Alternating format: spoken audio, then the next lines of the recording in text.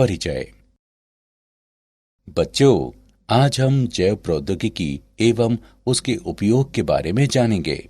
वाह सर, ये रोचक लग रहा है।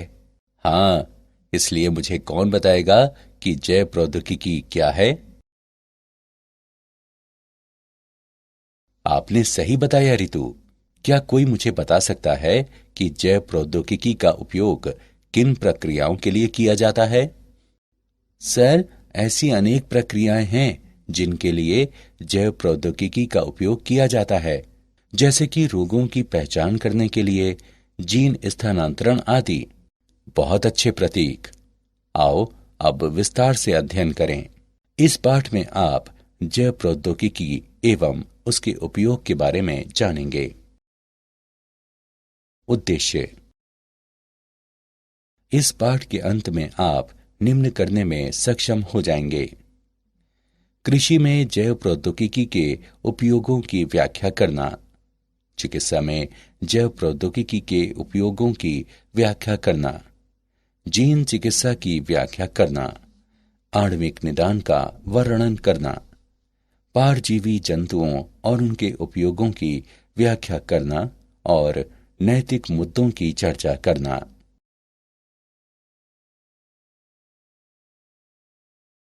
कृषि में जैव प्रौद्योगिकी का उपयोग।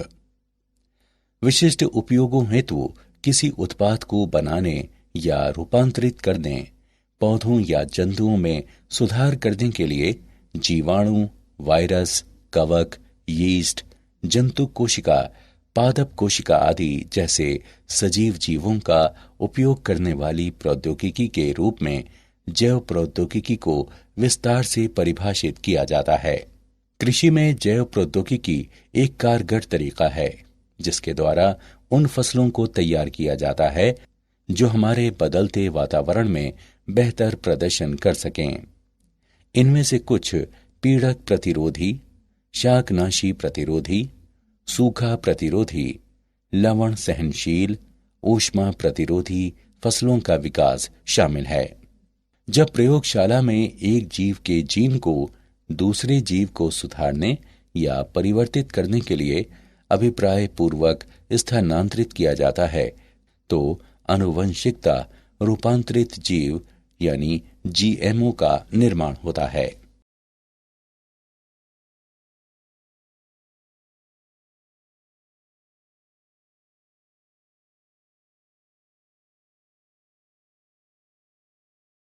आनुवंशिकता रूपांतरित जीवों का उपयोग।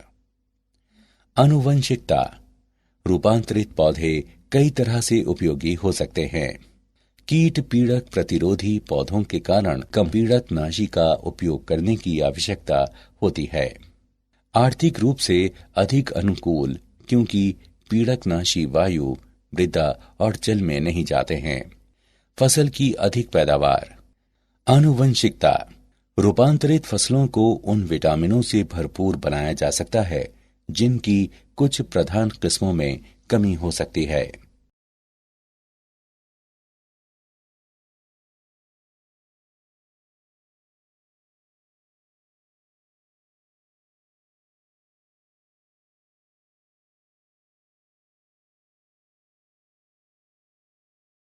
कृषि में जैव प्रौद्योगिकी का उपयोग। बीटी कपास। बैसिलस थोरिनजिएंसिस द्वारा उत्पन्न क्राई प्रोटीन विभिन्न कीट पीड़कों के विरुद्ध प्रभावित जैव कीटनाशक होते हैं। क्राई जीव विषों को डिंब आंत्र ल्यूमेन में सक्रिय प्राग जीव विष के रूप में उत्पन्न किया जाता है। जीव विष आयनिक छिद्रों को बनाने वाली कला में स्वल्प लकन और अंतर्वेशन को प्रेरित करने वाले ग्राहियों से जुड़ जाते हैं जो कोशिकाओं और डिंब को मार देते हैं।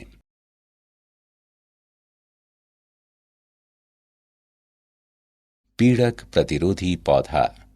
पीड़क प्रतिरोधी पौधे। कीटों का हमला एक गंभीर कृषि समस्या है जिससे उपज काफी कम हो जाती है और उत्पादन गुणवत्ता घट जाती है। कीटों के कारण खेतों में और साइलों में भंडारण के दौरान नुकसान हो सकता है। प्रत्येक वर्ष कीट दुनिया भर की खाद्य फसलों का लगभग 25% भाग नष्ट कर देते हैं। आरएनए अंतक्षेप द्वारा विशिष्ट जीन को निष्क्रिय करना इस समस्या का वांछनीय प्राकृतिक समाधान है। द्विसूत्री आरएनए मध्यवर्ती अंतर्क्षेप आरएनएआई जीवों में जीन अभिव्यक्ति को निष्क्रिय करने की सरल और तीव्र विधि है। किसी जीन का निष्क्रिय होना आरएनए का छोटे छोटे आरएनए में निम्नीकरण का परिणाम है, जो समजात दूत आरएनए को लक्षित करने के लिए रिबोन्यूक्लिएज को सक्रिय करते हैं। औषधियों में जैव प्रौद्योगिकी का उपयोग। आनुवंशिकता निर्मित इंसुलिन। इंसुलिन एक हार्मोन है जो अग्नाशय द्वारा उत्पन्न होता है और जो ग्लूकोज के स्तर को नियंत्रित करता है। इंसुलिन 2 पॉलीपेप्टाइड श्रृंखलाओं का बना होता है, श्रृंखला ए और श्रृंखला बी, जो आपस में डाइसल्फाइड सेतुओं द्वारा जुड़ी होती है। बीटा कोशिकाओं में इंसुलिन प्राक हार्मोन कन्वर्टेज तथा एक्सोप्रोटीएज कार्बोक्सी पेप्टाइडेज ई कहलाने वाले प्रोटीन अपघटक एंजाइम की क्रिया द्वारा प्राक इंसुलिन पूर्ववर्ती अणु से संश्लेषित होता है।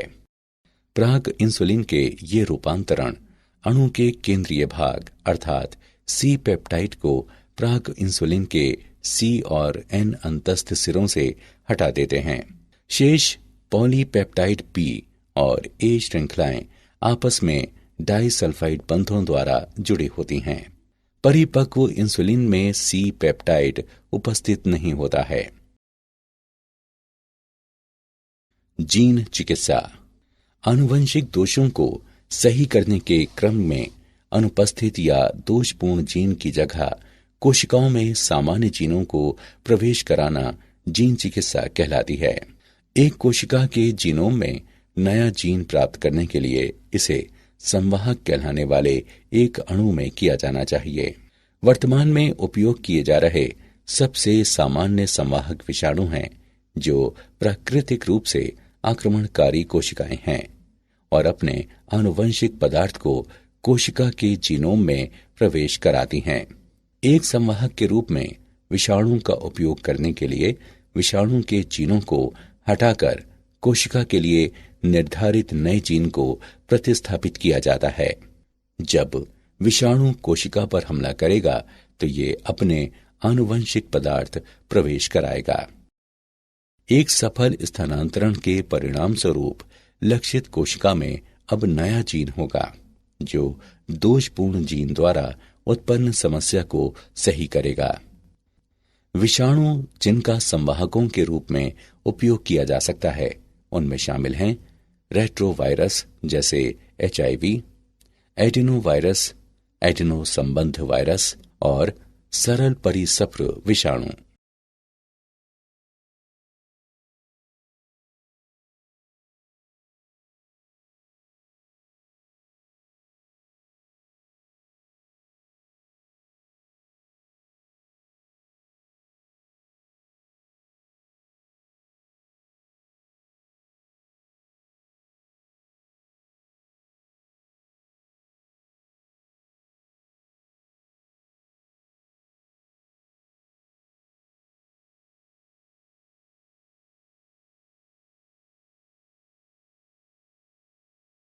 आणविक निदान।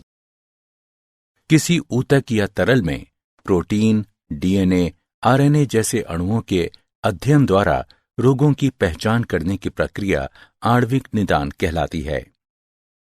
आणविक निदान और चिकित्सा है रोगों के आणविक कारणों का पता लगाने, निगरानी और उपचार करने में उन्नत, विशिष्ट जनसंख्याओं की ओर औषध विकास और लक्षित औषधियों के मार्गदर्शन के लिए बायोमार्कर का उपयोग, औषध प्रतिक्रिया, औषध उपापचय, प्रतिकूल प्रभाव और रोग प्रगति को प्रभावित करने वाली आनुवंशिक विभिन्नताएं, औषध या नैदानिक संयोजन का विकास और चिकित्सीय उपयोग, उभरती हुई फार्मेकोजिनोमिक और आणविक नैदानिक प्रौद्योगिकी, नैदानिक और व्यक्तिगत चिकित्सा में विनियामक मुद्दे।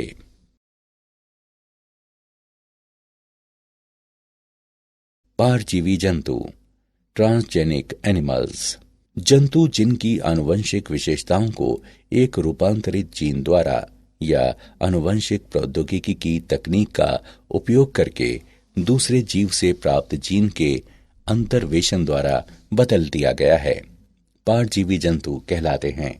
पारजीवी जंतुओं के उत्पादन के सामान्य कारण हैं।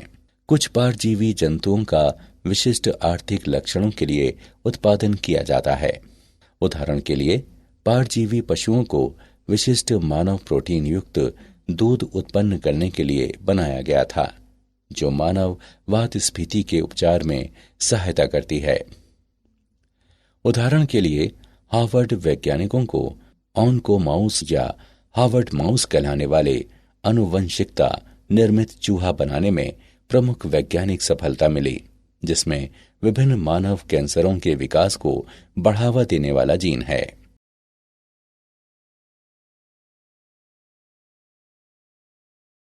पारजीवी जंतुओं का उपयोग। मानव कल्याण के लिए इन जंतुओं के लाभों को निम्न क्षेत्रों में वर्गीकृत किया जा सकता है: कृषि, औषधि और उद्योग। कृषि उपयोग। प्रजनन। पारंपरिक प्रजनन अधिक समय लेने वाला मुश्किल कार्य है। जैव प्रौद्योगिकी के उपयोग से कम समय में और अधिक परिशुद्धता के साथ जंतुओं में विशेषताओं को विकसित करना संभव हो गया है। इसके अलावा उपज बढ़ाने के लिए किसानों को एक आसान तरीका भी प्रदान करता है। गुणवत्ता। पारजीवी गायें अधिक दूध उत्पन्न करती हैं या कम लैक्टोज या कोलेस्ट्रॉल वाला दूध उत्पन्न करती हैं। सुअर और पशु जिनमें अधिक मांस होता है, भेड़ जो अधिक ऊन देती हैं। रोग प्रतिरोध। वैज्ञानिक रोग प्रतिरोधी जंतुओं को उत्पन्न करने के लिए प्रयासरत हैं, जैसा कि इन्फ्लुएंजा प्रतिरोधी सुअर, लेकिन जीन की बहुत ही सीमित संख्या वर्तमान में पालतू जानवरों में रोगों के प्रतिरोध के लिए जिम्मेदार है।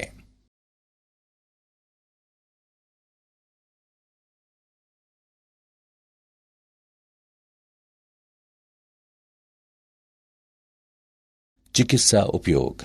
जीनो ट्रांसप्लांटेशन।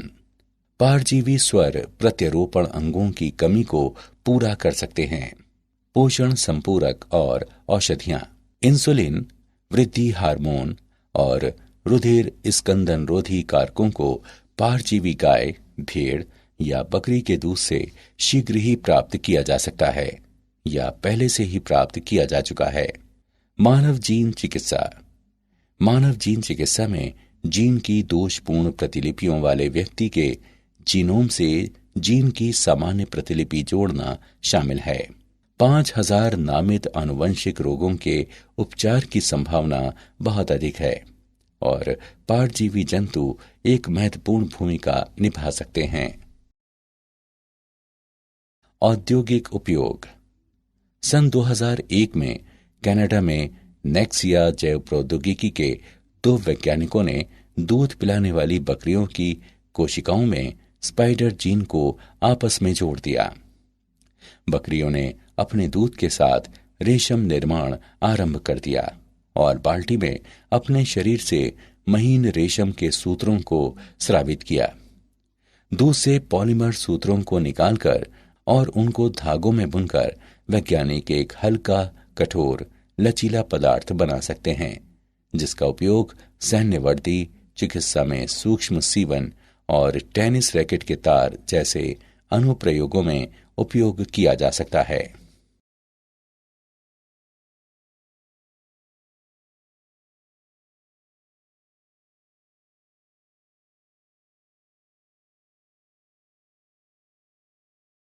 नैतिक मुद्दे। जीवों के आनुवंशिक रूपांतरण के तब अप्रत्याशित और अवांछनीय प्रभाव हो सकते हैं जब ऐसे जीवों को पारिस्थितिकी तंत्र में सन्निविष्ट कराया जाता है।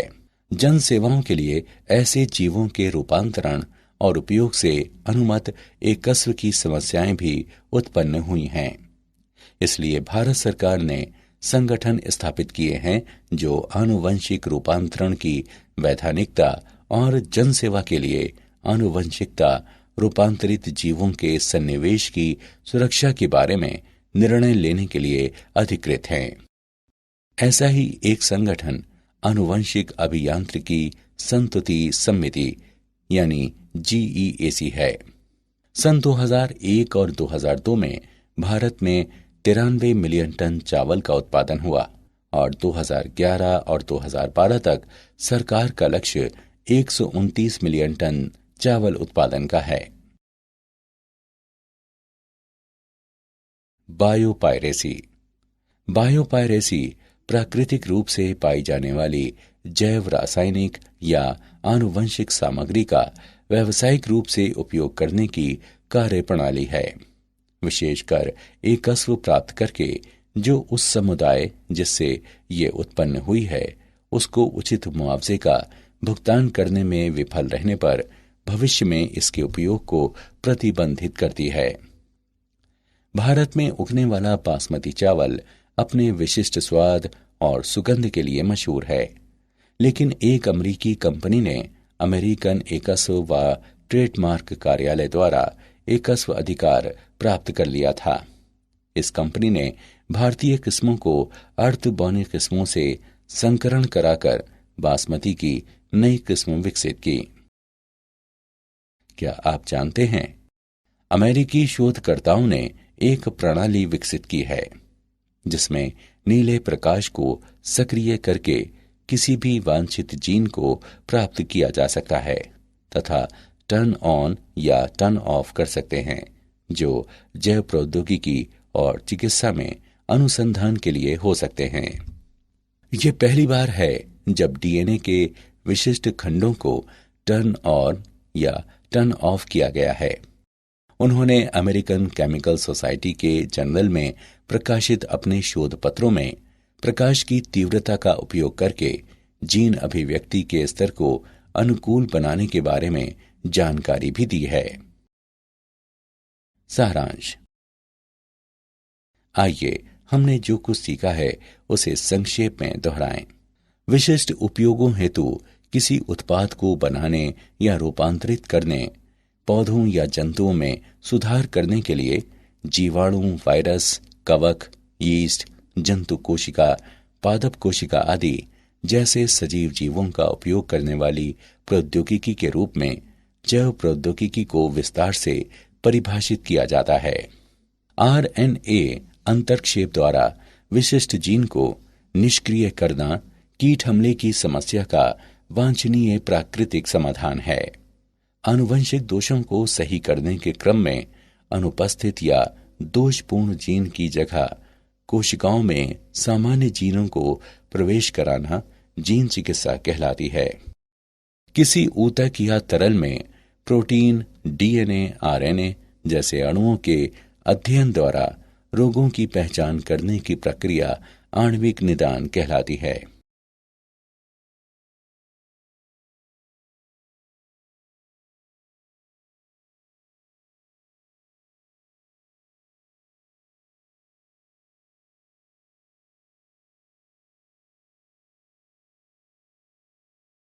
जंतु जिनकी आनुवंशिक विशेषताओं को एक रूपांतरित जीन द्वारा या आनुवंशिक प्रौद्योगिकी की तकनीक का उपयोग करके दूसरे जीव से प्राप्त जीन के अंतर्वेशन द्वारा बदल दिया गया है, पारजीवी जंतु कहलाते हैं।